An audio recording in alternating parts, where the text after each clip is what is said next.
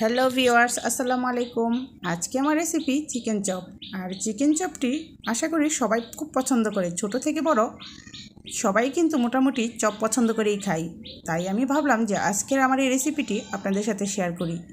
তো চলুন কীভাবে বানালাম দেখে নিই।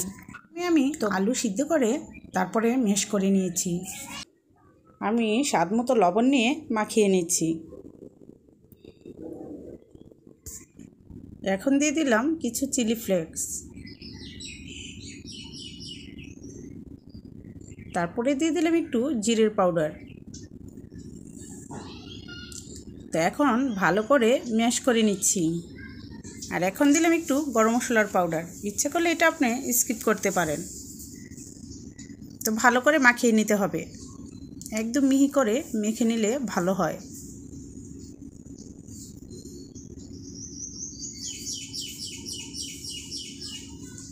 তো দিয়ে দিয়েছি একটু ধনেপাতা। হয়ে গিয়েছে আমার ভর্তা বানানো। তো এবার একটি প্যানে সামান্য তেল দিয়ে দিচ্ছি চিকেন কুচি করে কেটে রাখা। তো এটাকে আমি সামান্য লবণ দিয়ে ভেজে নিচ্ছি।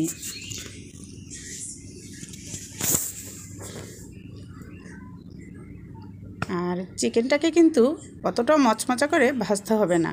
এর মধ্যে আমি দিয়ে দিব পেঁয়াজ কুচি করে কেটে রেখেছিলাম সেগুলো।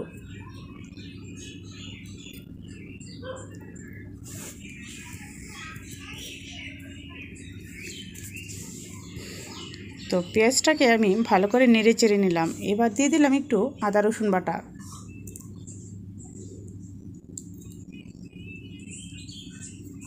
তারপরে দিয়েছি একটু জিরের গুঁড়ো এবং ধনের গুঁড়ো আর গরম মশলার পাউডার।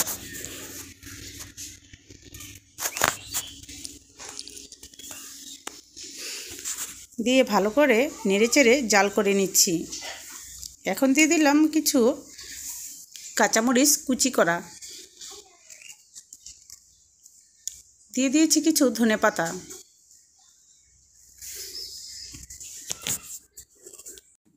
আমার চিকেনটা পুরোপুরি রেডি। তো এখন আমি একটি ডিম ভেঙে নিয়েছি এটাকে চপের সাথে কোট করার জন্য।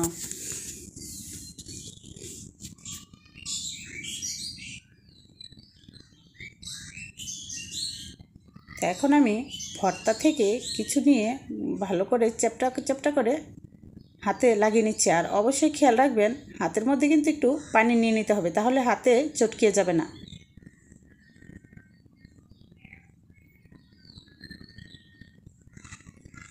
তা আমি অল্প চিকেন নিয়ে সুন্দর করে একটি গোল গোল করে এরকম চপ বানিয়ে নিচ্ছি। আপনি ইচ্ছে করলে গোলও করতে পারেন, লম্বা লম্বাও করতে পারেন। তো আমি আজকে লম্বা করেই করে নিয়েছি। তো এখন বেসনের মধ্যে আমি একটু কোট করে নিচ্ছি।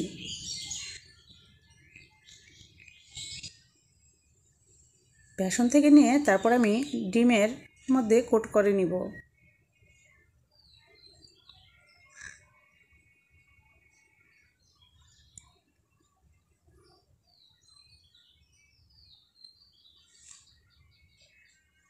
এখন বিস্কিটের গুঁড়োর মধ্যে কোট করে নিচ্ছি যাতে সুন্দরভাবে বিস্কিটের গুঁড়োটা পুরোপুরি লেগে যায়। তো এরকম করে কিন্তু আমি দেখুন এক এক করে বানিয়ে নিচ্ছি।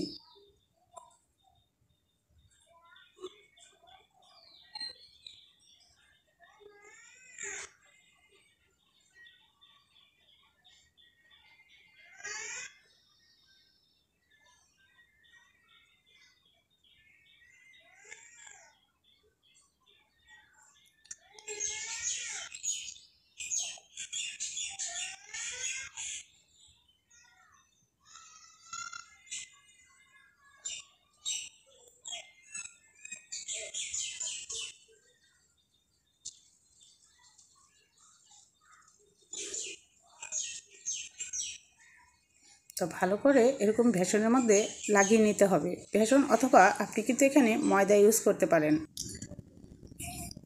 তো এইভাবে ডিমের মধ্যে চুবিয়ে তারপরে কিন্তু বিস্কিটের মধ্যে অবশ্যই গুঁড়িয়ে নিতে হবে।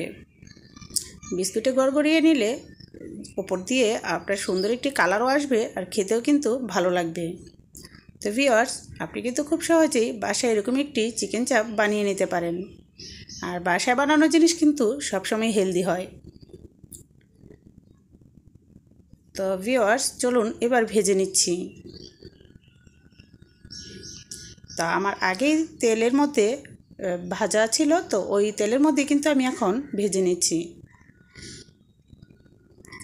আর তেলটাকে অবশ্যই গরম করে দিতে হবে, না হলে কিন্তু বিস্কিটের যে উপরের প্রলেপটি আছে ওগুলো খুলে চলে যাবে।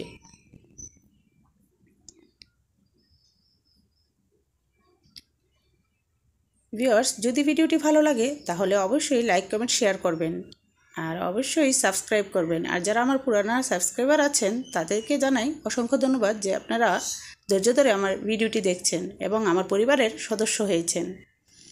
আর যারা নতুন ভিউয়ার্স আছেন অবশ্যই সাবস্ক্রাইব করে নেবেন। দেখতে ভালো না লাগলেও দেখতে থাকেন, দেখতে দেখতেই ভালো লাগা হয়ে যাবে। তো হয়ে গিয়েছে আমার দারুণ স্বাদের চিকেন চাপ।